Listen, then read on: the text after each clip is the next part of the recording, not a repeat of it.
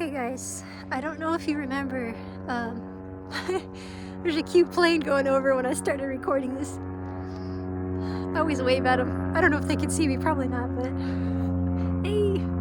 Anyways, yeah, I don't know if you all remember, or if I even shared this on YouTube, I don't know, and I'm gonna go ahead and share this on all my channels, because this is something I believe will be a blessing to people who hear. I know it's been a blessing to me. God is so good. But yeah, when I first came out to move on my own, spitting too apparently, you know, my mom, many of you know, she passed away. We were a musical family, and the music ministry, which was a job as well, a work for me, a blessing, and you know, it's a combined thing. It descended, you know, it dissolved, and to heal myself, to grow as a person, to heal, I left home. Some people were like, what do you mean you left home? I was like, I was an adult, so it wasn't like I ran away, but I was at home with my dad and my brother, basically trying to take care of him after we lost my mom. And that was rough, guys. That was rough.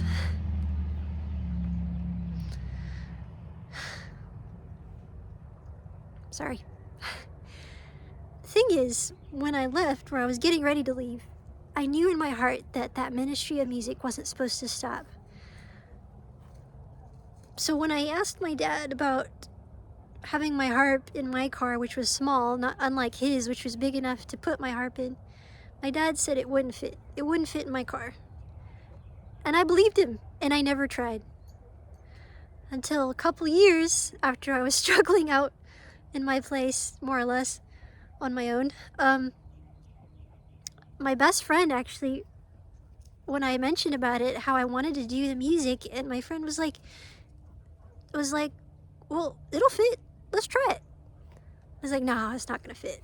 It's like, why? That's what my dad said, you know? And lo and behold, when we tried it together to load it in my vehicle, my harp, my big harp, fit in my tiny car. Not perfect, but it fit. So I learned something that day. You know, this is not to say bad shame on my dad, but I learned that in life too, when people say, no, you can't, it's not gonna work, that is not always God's answer. God could have a completely different answer. He might have a no. But so that happened, and I learned that. I hadn't even tried. Then when I tried, voila, right?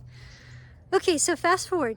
Let's go back a little bit. After that, I wanted to be able to find a way somehow to get my music out there, but I couldn't afford recording studios. I didn't have recording material. Like before, I used to live close to my brother-in-law, who's a professional recording artist, and I didn't have that anymore. And I was like, God, you know, I don't know, you're gonna have to do something, because I can't. And my brother-in-law told me when I got a MacBook Air, actually, he told me when I asked him if I could use my recordings on there to release in singles or albums, he told me it wouldn't work.